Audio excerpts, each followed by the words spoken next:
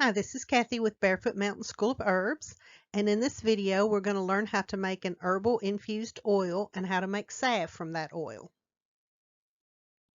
The information presented in this video is intended for educational purposes only and is not meant to give any medical advice, diagnose, treat, or cure any disease. Please do your own research and prayerfully make your own decisions regarding your use of herbal medicines.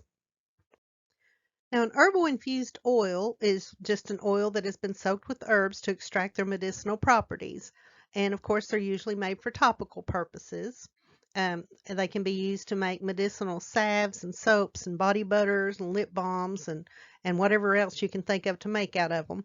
And if they're done correctly, they can last 6 months to a year without preservatives.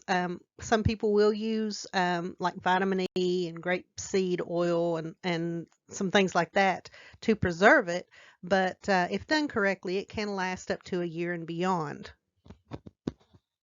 And in this video, we're going to go over how to make an infused oil from fresh herb, which is a little bit more difficult than making an infused oil from dried herb because you have to get rid of the excess fluid and sediment from the fresh herb. So we're going to go over the more difficult infused oil from fresh herb. And of course, the first thing we want to do, as with any herbal preparation, is we want to chop the herb into teeny tiny pieces using your scissors or using a food chopper or whatever you want to use. Just get it into very small pieces. And then once you have the herb as small as you want it, you go ahead and put the herb into a clean, sterile jar. Or at least scald it out. You want this to be as free of bacteria and microbes as possible. I like to sterilize my jar. I just like to do that because it makes the oils or the salves last longer. So you just want to be very clean, if not sterile, with this. And then you want to pour your oil of choice over the herb. I like to use olive oil because it is very good for the skin and it's accessible and easy to come by. So I use a lot of olive oil, but you could also use sunflower oil, grapeseed oil, avocado oil. Just look at the different properties of the oil and depending on what you want, make a choice from that. If you want a non-greasy oil, you might want to go with coconut oil because it's very non-greasy when you put it on your skin, especially if you have somebody that is using your salve for acne or has oily skin. You could consider coconut oil. So you want to look into your the properties of your oils and decide what you want to use with your salve depending on the purpose for your salve. And then you want to pour your oil in over your herb and make sure that the herb is saturated with it and covered by 1/8 to 1/4 of an inch over top of it so that all of the herb is submerged in the oil.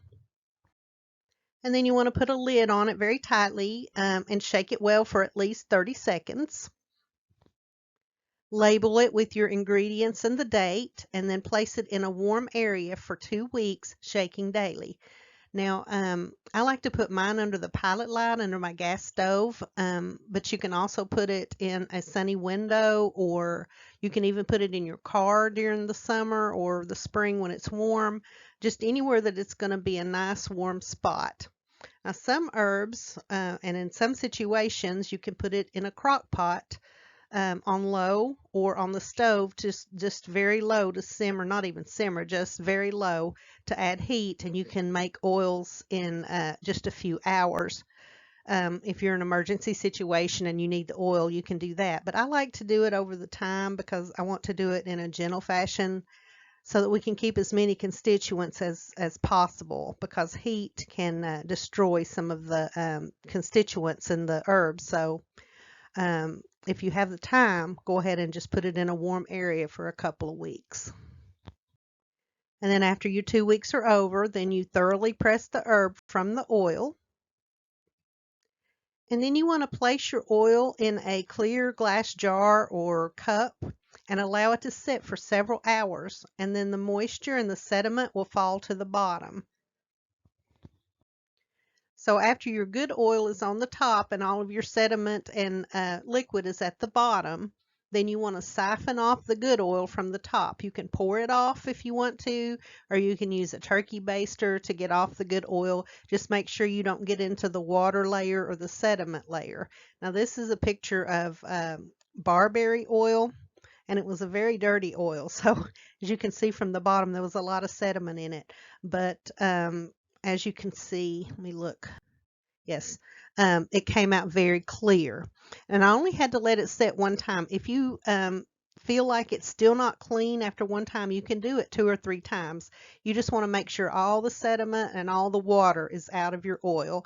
The water and the sediment is one thing that will make it go rancid. So you want to get all of that out that you can. Okay, now we're going to talk about how to make salve from your infused oil. Okay, so what you will need to make your salve is just your herbal infused oil and some beeswax.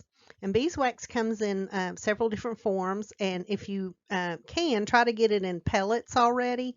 Just makes things a whole lot easier, but if you can't, or if you make your own beeswax, that would be awesome. You could just grate it up so that you're able to measure it.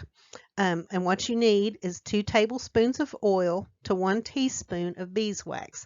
The 2 tablespoons, of course, is an ounce of oil. So for every ounce of oil, you're going to use a teaspoon of beeswax.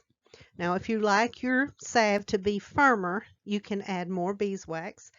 If you like it to be runnier, you can use less. So you will, out of experience, you'll come up with how you like your salves to feel. Okay, and something else that you might need is a double boiler. If you don't have one, there's no need to go out and buy one. You can use a makeshift double boiler with just a pot and a bowl on top, or a smaller pot on top.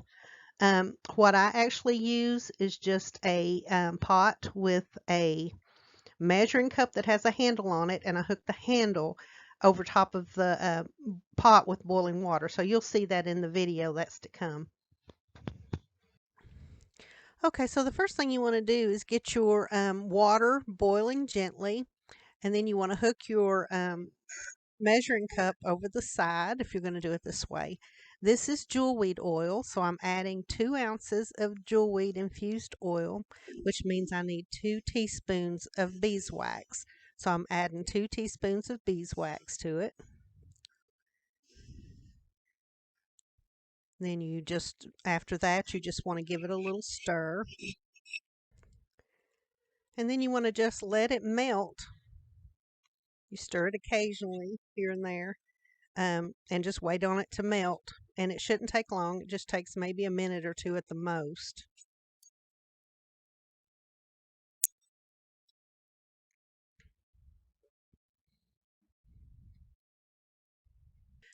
And then you just want to pour it into your little salve pot that's waiting. Hopefully your clean and sterile salve pot. And then you just let it sit for a while and it'll set up and you have salve. Of course, this is a very simple salve, very easily made. But as you get more experience and as you get more infused oils, you can start mixing them. You can, you might want to mix, say, plantain with calendula and St. John's wort if you want an antibacterial salve, or if you want, like for a breastfeeding balm, you might want to mix plantain with violet, or plantain with violet and calendula. It makes a wonderful balm. So, you'll learn as time goes on. You can also add essential oils to make them smell good, and also add properties to it. So you want to research that. You can add shea butter, cocoa butter, that sort of thing to it, to make it fuller. And of course, you get the properties of the oils. So, just do research and you'll come up with some wonderful salves, I'm sure. Okay, and that is the end of our video on making infused oils and salves.